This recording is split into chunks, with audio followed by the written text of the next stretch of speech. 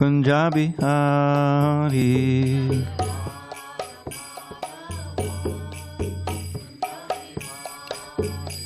Jaya Radha Madhava Punjabi Hari.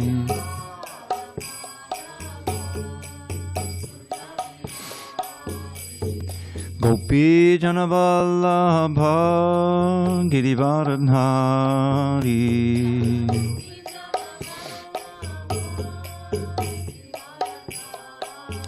Jaya Gopi Janavallabha Girivaradhari.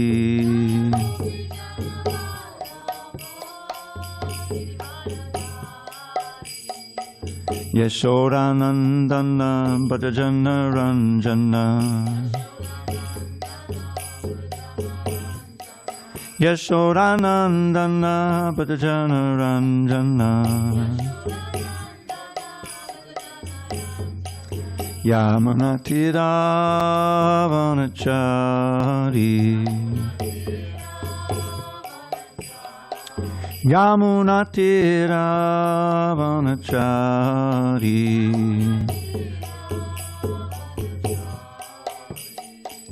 Hare Krishna, Hare Krishna, Krishna Krishna, Hare Hare, Hare Rama, Hare Rama, Rama Rama, Hare Hare.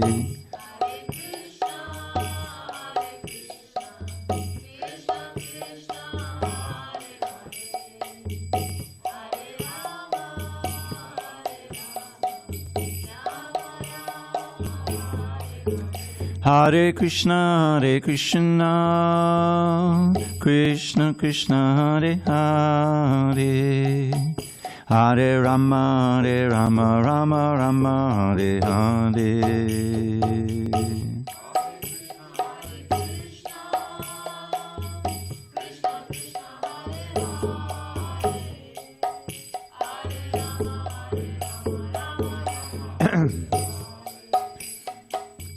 Hare Krishna, Hare Krishna, Krishna Krishna, Hare Hare, Hare Rama, Hare Rama, Rama Rama, Hare Hare.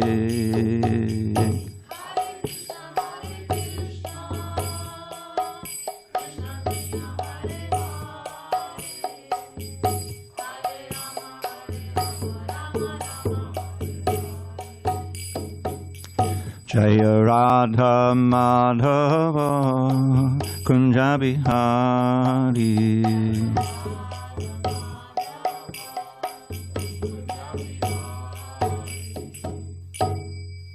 Jai Om Vishnupad Paramahansa Parivajikacharya Ashtotar Tata Sri Srimad His Divine Grace Srila A.C. Bhaktivedanta Swami Prabhupada Ki Jai. ISKCON BBT Founder Acharya Srila Prabhupada Ki Jai. Jai Om Vishnupad Paramahansa Parivajikacharya Ashtotar Tata Sri Srimad His Divine Grace Srila Bhakti Siddhanta Saraswati Thakur Ki Jai. Ananta Koti Vaishnavinda Ki Jai. Namacharya Srila Haridas Thakur Ki Jai. Srimad Bhagavad Gita Ki Jai. Samaveda Bhaktivinoda Ki Jai. All glories to the assembled devotees.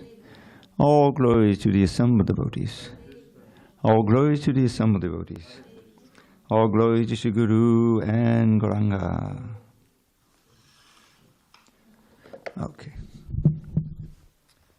Om Namo Bhagavate Vasudevaya. Om Namo Bhagavate Vasudevaya.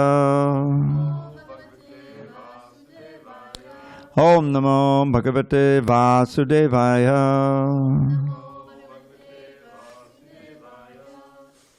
Okay. Give me a second here.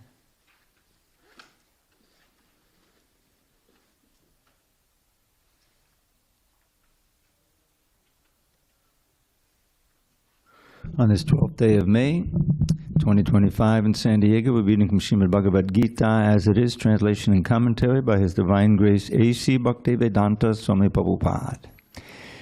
And we are in chapter 3, Karma Yoga, text 33, on page 169. Sadrisham Cheshtate Swasya Prakatir Gyanavanapi Prakatim Yanti Bhutani Nigraha King Karishyati Sadrisham Cheshtate Swasya Prakatir Gyanavanapi Prakatim Yanti Bhutani Nigrahak King Karishyati Sadrisham Cheshtate Swasya Prakatir Gyanavanapi Prakatim Yanti Bhutani Nigrahak King Karishyati Sadrisham Cheshtate Swasya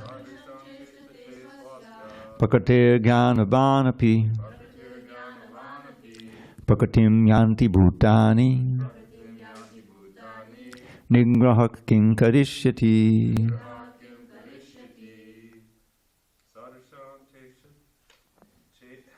Cheshtate Cheshtate Sadrisham Cheshtate Swasya Prakatir Gyanavanapi Prakatim Yanti Bhutani Nigrahak King Karishyati Sadrisham Cheshtate Swasya Prakatir Gyanavanapi Prakatim Yanti Bhutani Nigrahak King Karishyati Sadrisham Cheshtate Swasya Prakatir Gyanavanapi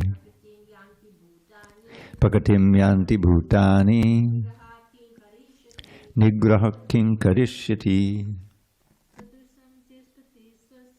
Sadrisham Cheshtate Swasya Prakatir Gyanavanapi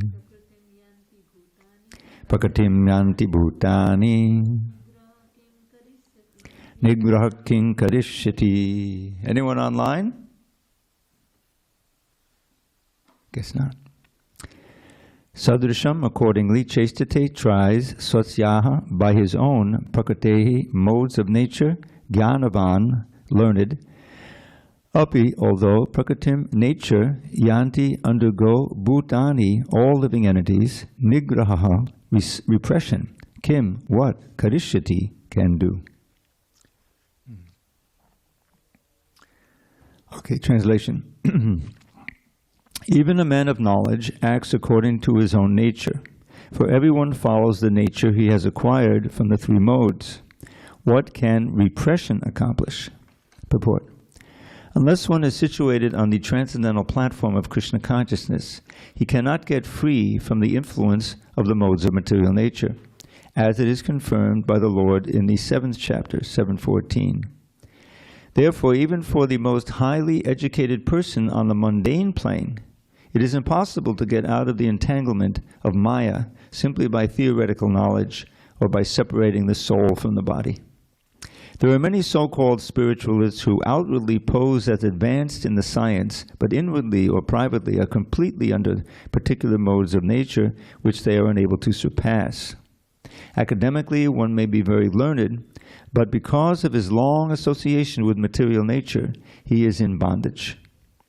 Krishna consciousness helps one to get out of the material entanglement, even though one may be engaged in his prescribed duties in terms of material existence. Therefore, without being fully in Krishna consciousness, one should not give up his occupational duties. No one should suddenly give up his prescribed duties and become a so-called yogi or transcendentalist artificially. It is better to be situated in one's position and to try to attain Krishna consciousness under superior training.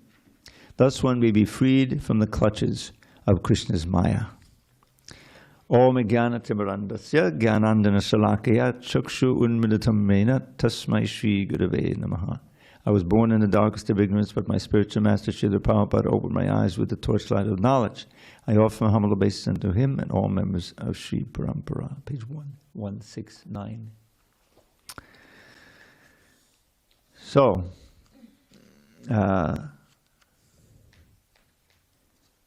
so 632, he said, those who out of envy disregard these teachings and do not follow them regularly are to be considered bereft of all knowledge, befooled, and ruined in their endeavors for perfection. And then today's verse, even a man of knowledge acts according to his own nature, for everyone follows the nature he has acquired from the three modes. What can repression accomplish? So this is an important instruction. Of course, they all are.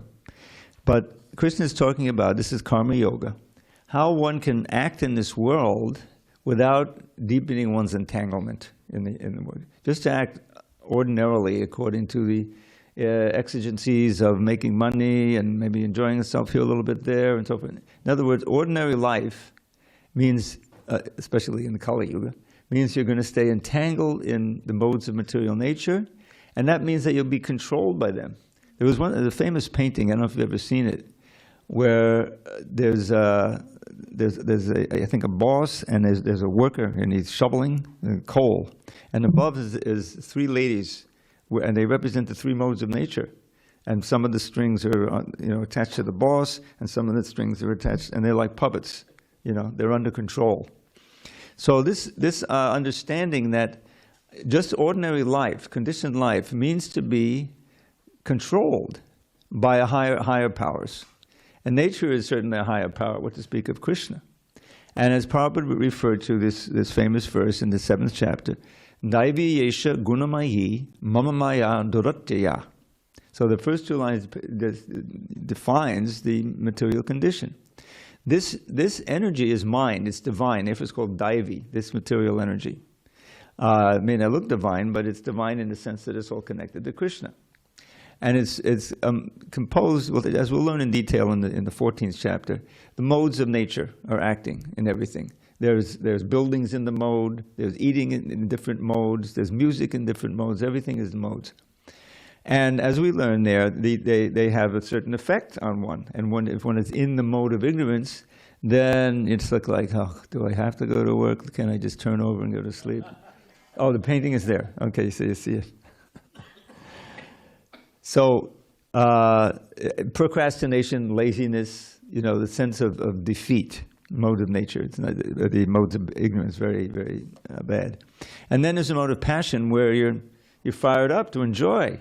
That's passion, right? I mean, I can get this, I can do this, I can make money, I'm going to make rich, and that's, and I often thought that in America, because there's always a fairly large percentage of people who are depressed, or they're trying to get rid of depression. They're a little bit out, you know what I mean? So there's a lot of psychotherapy going on, and the goal is to get people from the mode of ignorance. Depression comes, when you're lusty and you get frustrated, and you can't really express your anger because you express it inward. And so that, all right, defeated, in my efforts to enjoy. So if I can just raise this person up from the mode of ignorance to passion, they don't think like that, but that's it. So that he or she gets very enthused about enjoying and making it success. Oh, then that's a successful psychotherapy. No, it's not. What happens when time passes and they die and you come back again as an ant or a dog or something? In other words, it's a false paradigm. We don't even want to be in the mode of goodness. We know that to be in the mode of goodness is a good platform to practice Krishna consciousness and come to the mode of pure goodness, which is what we're looking for. Shuddha sattva. That's what's going on in the spiritual world. And one cannot reach that with any kind of material process. No drug, no amount of therapy, or anything like that. Because it takes you completely out of the realm of trying to enjoy this material world. That's what pure goodness is. To be situated, more or less, pure goodness, to be situated, yes, in your constitutional position of taking pleasure in the pleasure of Krishna, and being as, indifferent as possible to your own, aggrandizement and happiness. No separate agenda in Krishna consciousness. And that sounds like servitude. I saw it in the book, servitude. We're trying to get the servitudes out, because servitude, you look it up in the dictionary, and it means slavery. That's not one of the rasas, Service is one of the rasas, but that's voluntary. Everything is voluntary. Yeah, page 169. So here Krishna is saying, you may be in knowledge, but you have to act according to your own nature, what it is. So everyone follows the nature he has acquired from the three modes. What can repression accomplish? Because you read about how I can't do this. All right, so let me grit my teeth and. But those four regs, I don't know if I can really come to that. Are you aware about the four regs? No, I don't. Okay, that's someone pretty new, because everyone here knows about the four. So in Krishna consciousness, if you're serious, it's a practice of yoga centered on the chanting of the holy name, but it's a whole culture of bhakti. And the idea is that the demands of the senses, which we all have, they need to be sublimated.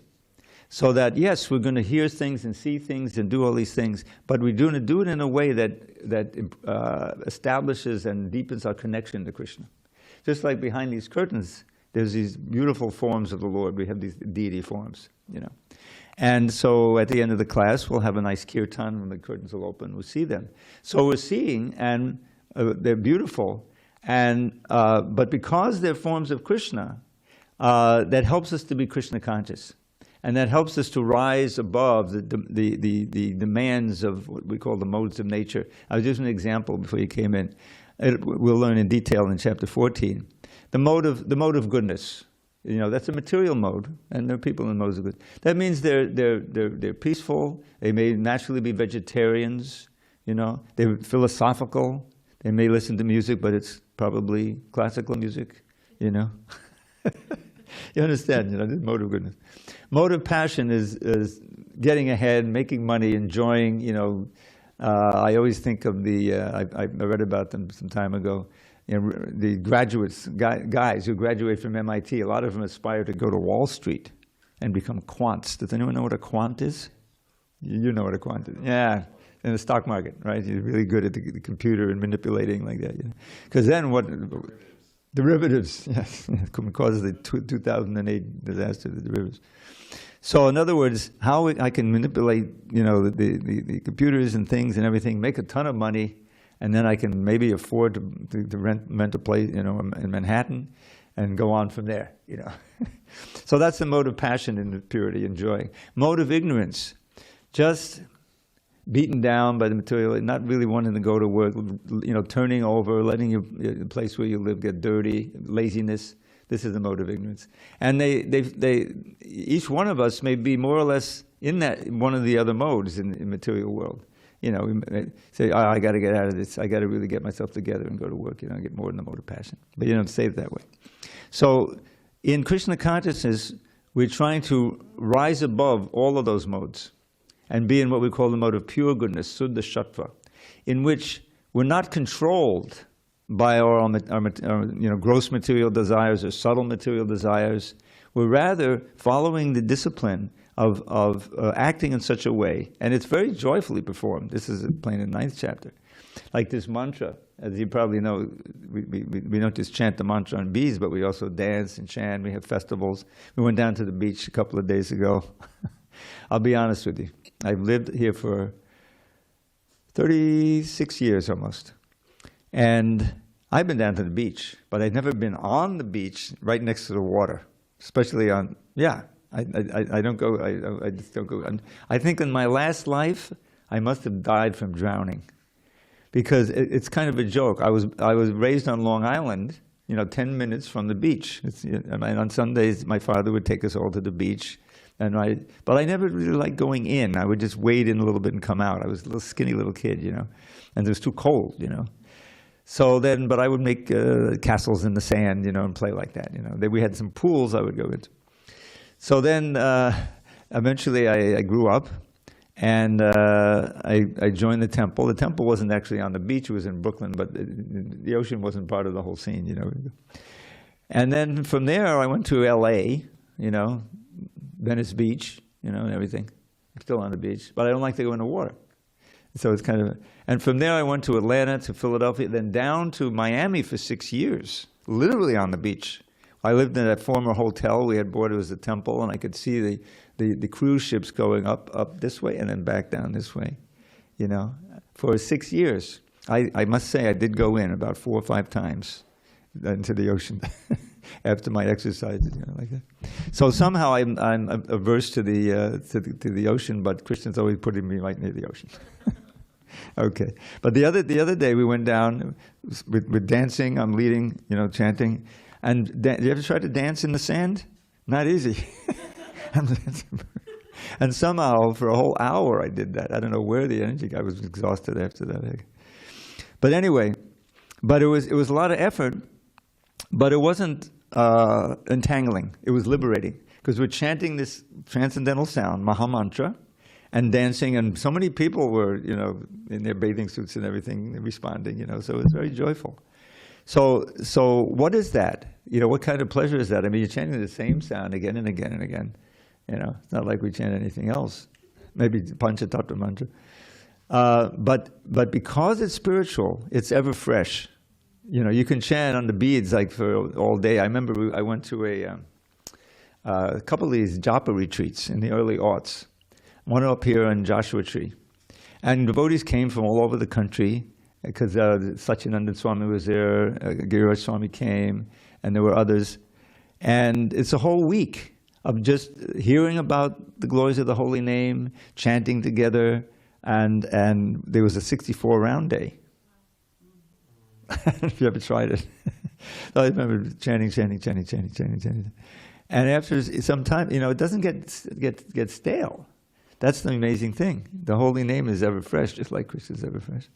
So back to our verses here. So here Krishna is saying, you may be a man of knowledge, but you're controlled by the modes that you happen to be in, your own nature. Everyone follows the nature he's acquired from the 3 modes. What can repression accomplish? So repression, we're not into repression. We're into sublimation. We're into engagement. If you you know, mold your life in such a way that you're acting according to the rules of the Shastra, the scripture, and you can feel yourself being more and more connected and purified by the process. As Prabhupada says in many places, it says in the Shastra, you don't have to ask anyone if you're getting advanced, you feel it.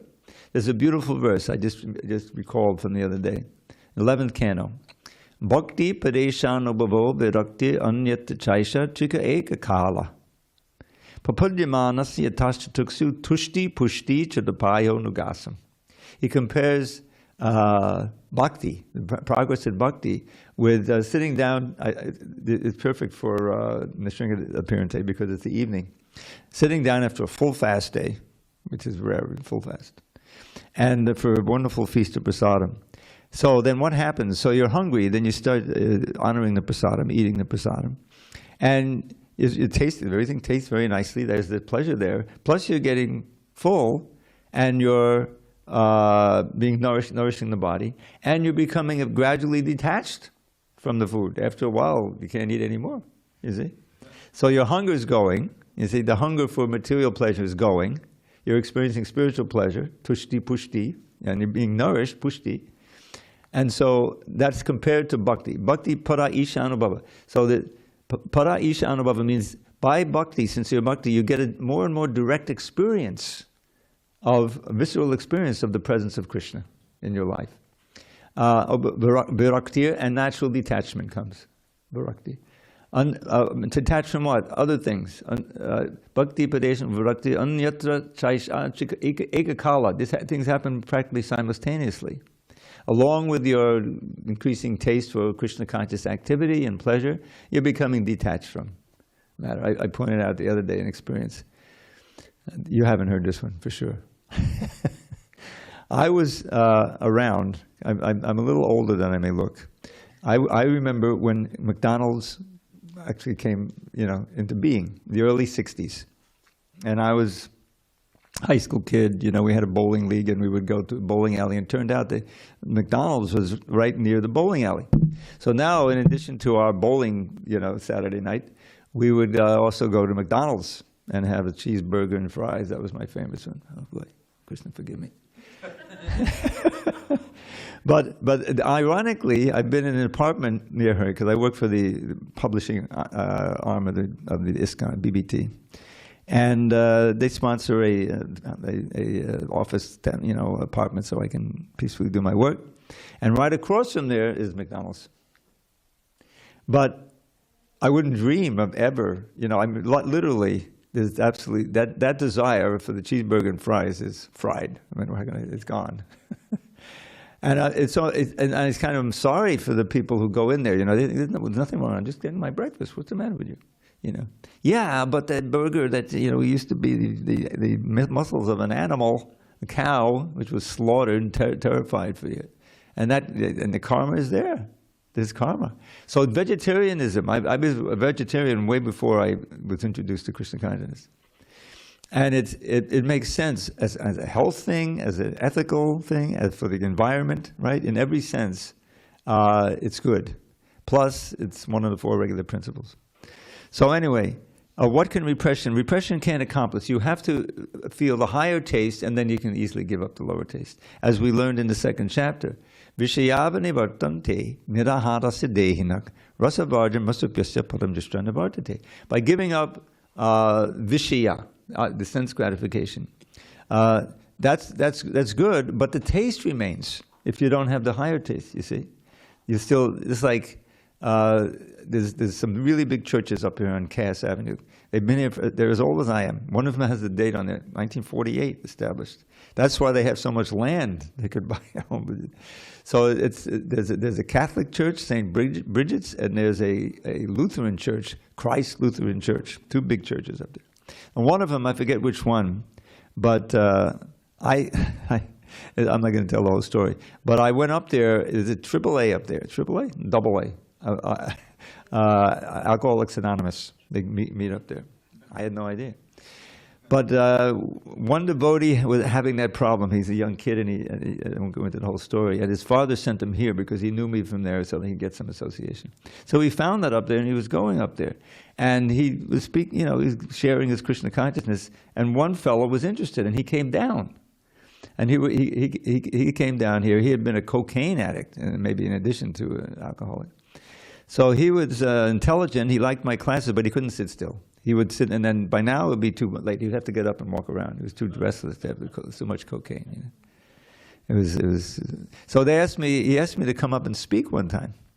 So they had a book, and I read some of the book, and a lot of it is similar to what we do. They talk about you have to get a higher power. They want to be completely ecumenical. So they don't mention any specific, Christ or even, Christian or Protestant, whatever.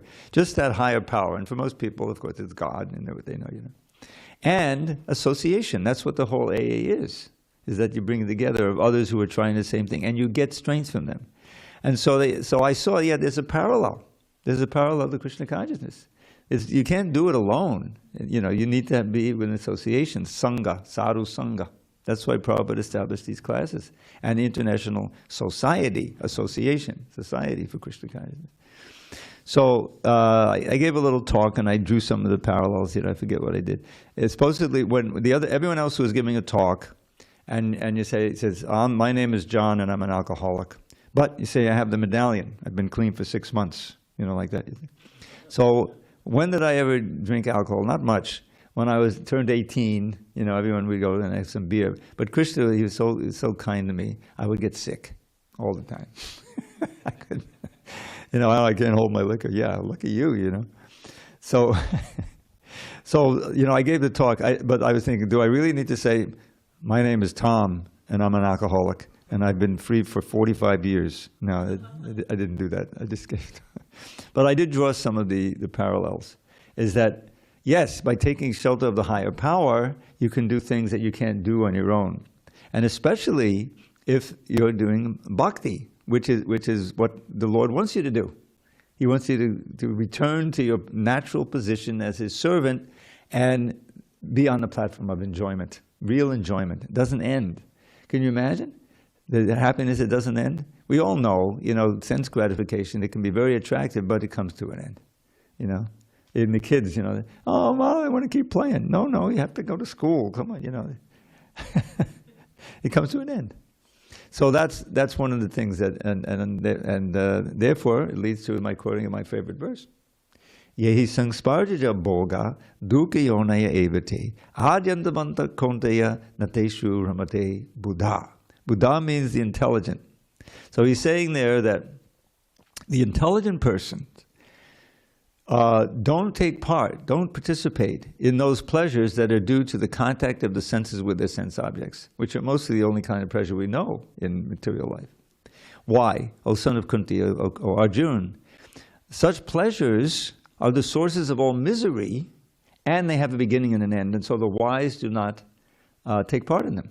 Now that means that real pleasure, spiritual pleasure, which Krishna wants us to enjoy, is not the source of misery, but a source of liberation and the source of everything good, and they don't have a beginning and an end. It actually comes to the point where you can always be enjoying. And unlike material pleasure, spiritual pleasure can be like that. So, but one has to be intelligent and come in contact with, the best thing, come in contact with someone who's already on that platform. And that's what the presence of Srila Prabhupada is. He came as the sole bhakta in the city of New York, probably. And he was 69. He had an instruction from his spiritual master to do this. And after a lifetime of preparation, he did it. And at great risk, he had 2 heart attacks. He wasn't on he was not an airplane. He wasn't even on a passenger ship. He was on a cargo ship. He got a free passage on. 69-year-old, he had 2 heart attacks. It was very austere. But he did it because, for all these reasons, for the order of his spiritual master, because he wanted to help us. Because he knew that this was the only way that actually someone could be happy in life and actually succeed. Because the main mission, as explained right at the beginning of the Gita and throughout, and Krishna, one of the elements of knowledge, Janma Mrityu Jara Vyadi Dukkha Doshana Darshanam, to always be aware, keep in their mind, the great sufferings due to birth, old age, disease, and death. And it happens again and again. This is the first lesson, that we don't die. We're immortal as souls. The bodies obviously die, but the soul is immortal. So what's going to my next body going to be? Well, that's the whole point. If you practice Krishna consciousness, you'll have the best next body, which won't be material. It'll be your original spiritual body. And how do we believe all this stuff? Because there's a great line of great realized souls who have experienced it, talked about it, written about it, and they give us a process by which we can begin to experience it. So this karma yoga is how to act, because we have to hold body and soul together. How to act in such a way that you're not deepening your entanglement in karma and assuring another material birth, and how you're rather reforming your consciousness by those very acts, so that you're becoming more and more Krishna conscious, and in the process less and less attached to this material world. So you can come to the point of already being liberated, even while in this world, without dying, before death, we can be liberated. That's it's iha yatsya haryadase karmana manasagara nikalashapya vastastu jivan mukta sa uchite. Jivan mukta means a person, a soul, who is in this world but is already liberated. And what's the prerequisites? Iha. Now there's the word iha, which means here, but long I and long a means activities. When all your activities, iha yasya haryadase, are in the realm of service to Hari or Krishna. Of what karmana manasagara, activities of your physical senses, of your mind, and of your words. Nikalan, all means all. Nikalasha avastasu is known as jivan mukta uchite. So that's we saw that with Srila Prabhupada. He came to America. He wasn't in the least attracted to try to enjoy. He would walk down, through Manhattan, trying to sell some books to buy enough for lunch, and he would go to Times Square sometimes. Now Times Square at that time it was much more degraded than it is now. They gentrified it, turned it more like Disneyland. But then it was just this cinema, of the lowest kind on this side and another one on this side, these books, and everything. Prabhupada was walking through there, trying to sell books, as Srimad Bhagavatam says, and wasn't the least affected, wasn't the least attracted, completely immune. He was just trying to help these poor people who were attracted. So, and he didn't exploit the position. He became so successful, as he would say sometimes, that I have, 1,000 people who will do whatever I say. I have access to hundreds of thousands of dollars, crores of rupees, he would tell you. But he never just stopped and retired and said, okay, I'll just sit here. I remember, I never been there, but I remember when he was able to purchase a mansion in Detroit that had been owned by one of the pioneers of auto business, I forget who. And it was for a crazy little price. It was very opulent, and it was only $300,000 because the community had kind of get rough. So at that point, he could have just stayed there. He said, "Okay, this is my base now, and everything, but he didn't. He had far-flung centers all over the world. He'd fly off to Africa. He went to Moscow one time, and all over the place, because the devotees would write to him. Said, "Oh, Prabhupada, when are you coming to visit?" He said, so obviously he wasn't in this trying to exploit, his followers, as so many others did. They made some success, then it's corruption. Why? Because he was completely satisfied and pleased serving Krishna, internally, externally. And it was to go to some far-flung temple and to see 12 devotees, holding everything together in some African city, this was a great joy that it was actually having success there. So he was a complete contrast with this. I mentioned in the Amala Bhakta's original guru. He wrote, if anyone wants to read that, it's incredible. Okay, so let's go on. We have time to read a couple of more. Text 34, page 170. Indriyasyendriyasyarte ragadvesham vyavastita tayurna vashamagache tau yasya paripantina. There are principles to regulate attachment and aversion pertaining to the senses and their objects. One should not come under the control of such attachment and aversion, because they are stumbling blocks on the path of self-realization. Purport. Those who are in Krishna consciousness are naturally reluctant to engage in material sense gratification. But those who are not in such consciousness should follow the rules and regulations of the revealed scriptures. Unrestricted sense enjoyment is the cause of material encagement, but one who follows the rules and regulations of the revealed scriptures does not become entangled by the sense objects. For example, sex enjoyment is a necessity for the conditioned soul, and sex enjoyment is allowed under the license of marriage ties.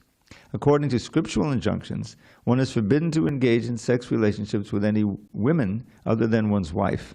All other women are to be considered as one's mother.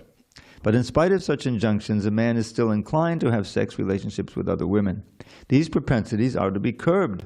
Otherwise, they will be stumbling blocks on the path of self-realization. As long as the material body is there, the necessities of the material body are allowed, but under rules and regulations. And yet, we should not rely upon the control of such allowances. One has to follow those rules and regulations unattached to them, because practice of sense gratification under regulations may also lead one to go astray, as much as there is always chance of an accident, even on the royal roads. Although they may be very carefully maintained, no one can guarantee that there will be no danger even on the safest road. The sense enjoyment spirit has been current a very long time, owing to material association. Therefore, in spite of regulated sense enjoyment, there is every chance of falling down. Therefore, any attachment for regulated sense enjoyment must also be avoided by all means.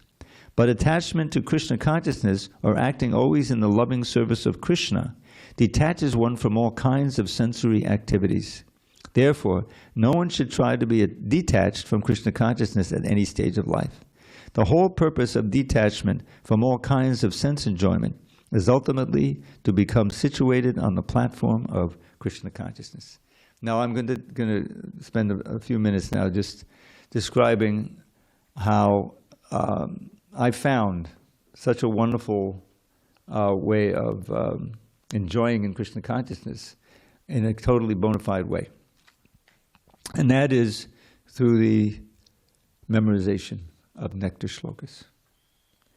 It's just like, I'll give you one. I chant this one every day.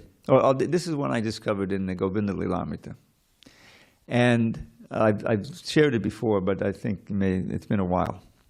And all it is a whole section of the book follows the 8 different times of day, what Krishna does throughout a typical day in the spiritual world.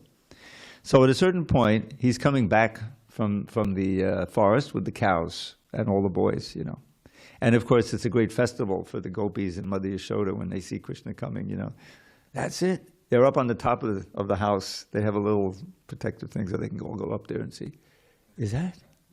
That's the dust cloud from Krishna's thousands of cows. Do you hear that? Isn't that the flute? Or is that a bird? So they're encouraging each other.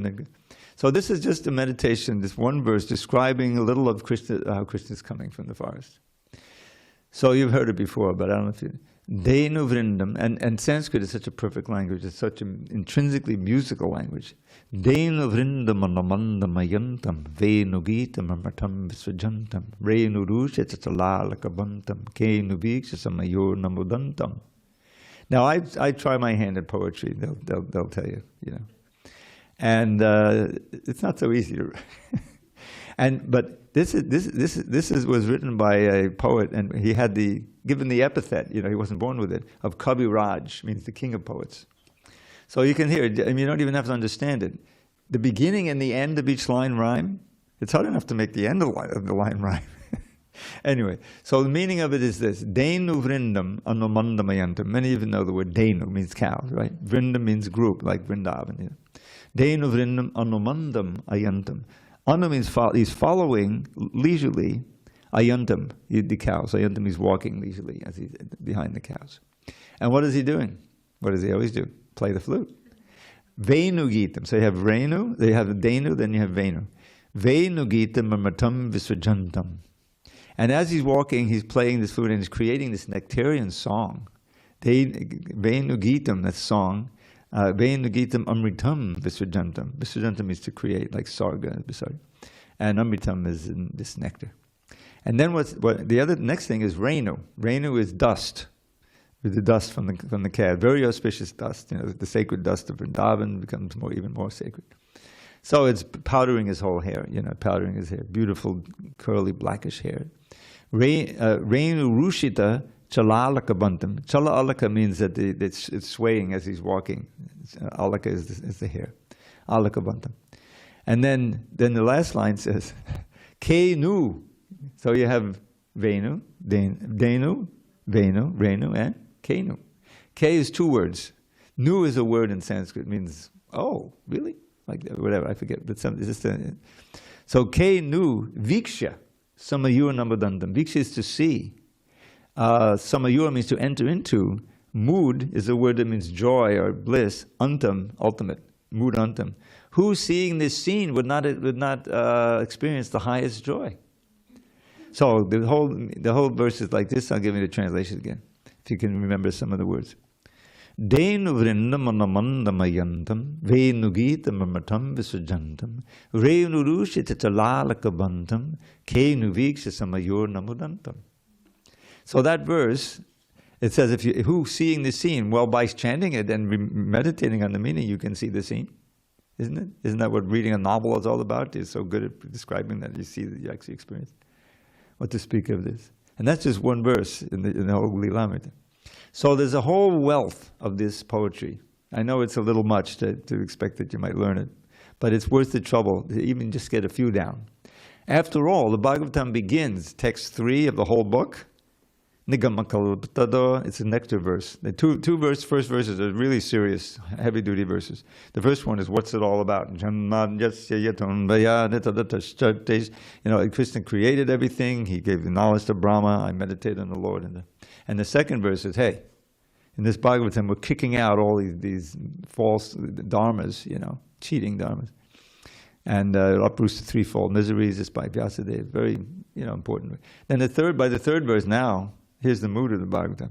Nagamakal galitam palam shukamakada mita dabasamyutam. Pibata Bhagavatam Rasamalayam Mohodaho Rasika Bhuvi Bhavukaha. So, he's comparing this Bhagavatam to the ripened fruit on the desire tree of all the Vedas. Nigama is all the Vedic literature, the Upanishads and Puranas. It's like Kalpataru. It's a desire tree. You want medicine? We got medicine. Ayurveda. You want astrology? We got astrology. Jyotirveda. You want to learn how to fight? We got to learn how to fight. Dhanurveda. Right? You want to go to heaven? We got that. Karmakanda. So they got everything. And you want to go back to Godhead? You want to achieve perfection? We got it. Srimad Bhagavatam and so many other books.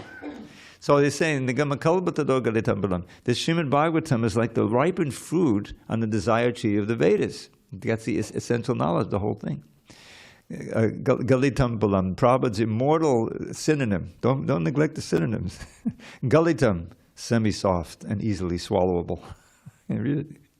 So it's like a mango that's so, you just cut it open and you got to drink it. It's so sweet.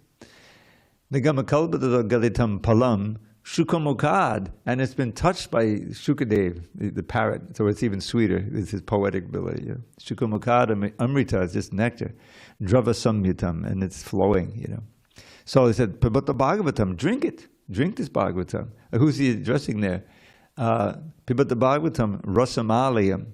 The juice of the Bhagavatam. Now, this word alayam, I couldn't figure it out till a few years ago. Because alayam means an abode. Dukkhalayam, right? This world is dukkha, is an abode of misery.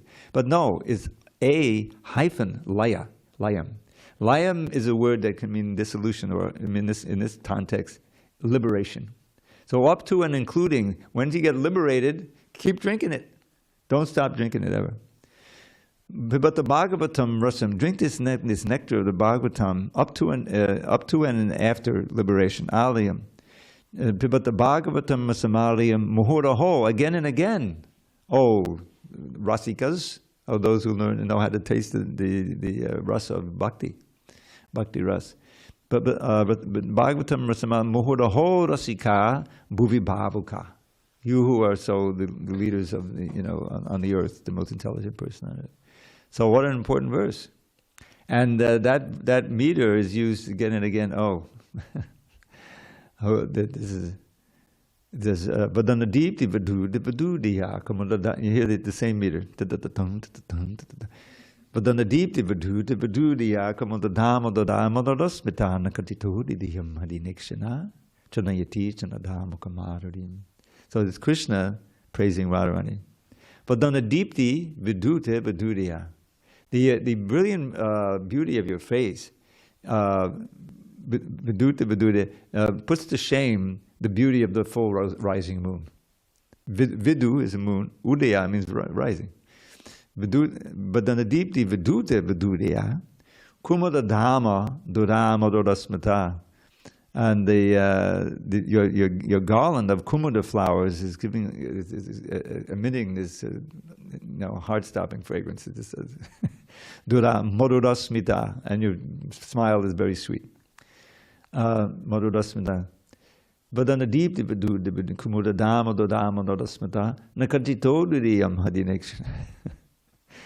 Your toenails are putting to shame the effulgence of the full moon, But then the deepti vidute, nakajita uda, nakajita defeats,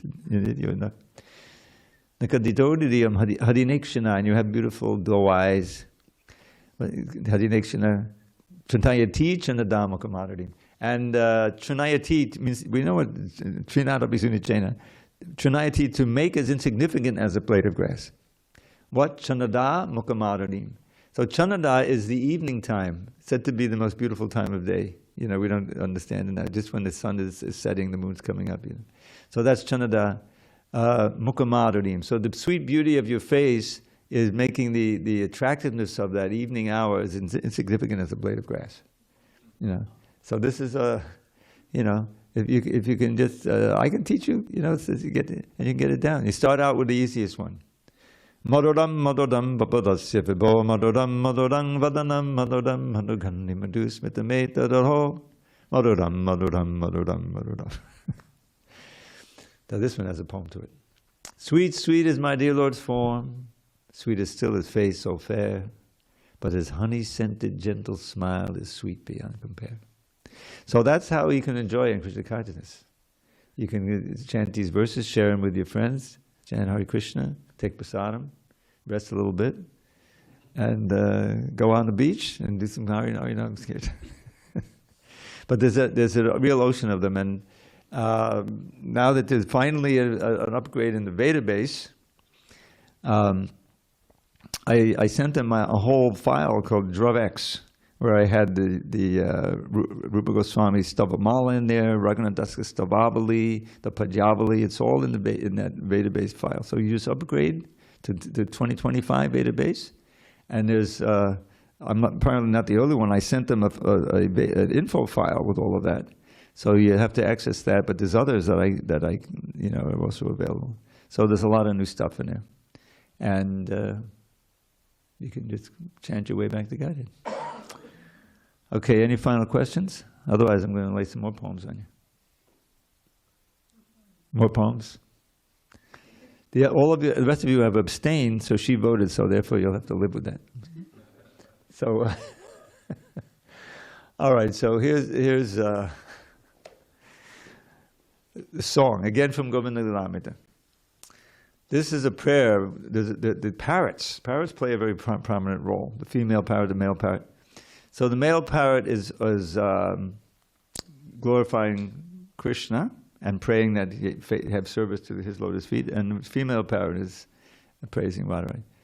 So Kunkamakta Kanchanam Jagava Hari Gorabha Pita Nachatam Jaganda Kirti Nindi Sorabha Ballaveshu Suna Sava Vanchitarti Sadhika Maya Matma Parapadma Dasa Dastu Radhika. Her gold complexion steals the pride of golden lotus tinged with red. Her fragrance mocks the scent of lotus bloom with saffron powder spread. Her skill in satisfying Shri Hari is perfect and complete. May Radhika bestow on me the service of her lotus feet. Ambudam Janenda Nila Nindikanti Dambada Kunkamodata Vinjadangsha Divya Dambada Shimadanga Charchi Tendu Pita Nakta Chandana Swangvidasi Dostu Mesa Ballavindra Nandana. His dark complexion mocks mascara, sapphires, and the blackest cloud. His garments shine like reddish rising sun, with lightning bolts endowed. With sandal paste enhanced with camphor are his handsome limbs replete. May Nanda Sun bestow on me the service of his lotus feet. So, if you want all the other 7 verses plus the Palashruti for those, then you have to. It'll cost you. You have to send me an email. I'll send you my poetry file. It's free. Huh? Your email address. You can get it, Mahima. She knows it. Okay. And I've discovered a recording of me chanting these poems. Do you have that? Does anyone listen to that? I do have that. Okay. Yeah.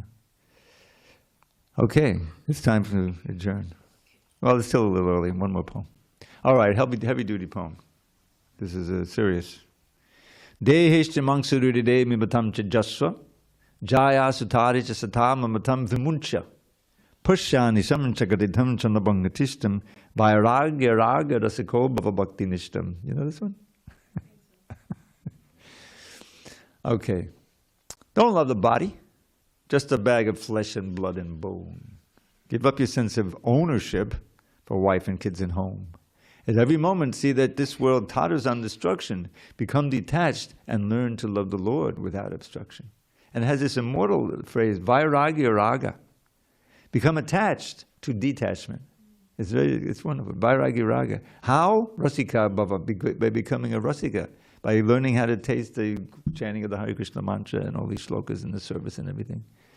And in this way, you won't be overwhelmed with the needs and the demands of the body and the mind and all of that stuff. Okay, one more. Manasajapande jushte, labdapatos dushte, timadagahana rupe, hanta sangsara kupe, Ajitanakadadakshahi tamurdadadaksham upanaya mamahaste bhakti rajum namaste. Fallen in this deep and dark and dirty well of Maya, threatened by the snake of lust whose venom burns like fire. Helplessly I pray, O Lord. Sorry, that's the only thing I can think of. Helplessly I pray, O Lord. Helplessly I pray, O Lord, whose strength is ne'er in doubt. Place the rope of bhakti in my hands and pull me out. Now, what is our job? The rope of bhakti is there. Krishna is ready to pull. We got to hold on to that rope. And that means serious sadhana, surrender, everything else. Okay. All glory to Srila Prabhupada. Hari Hari Bol.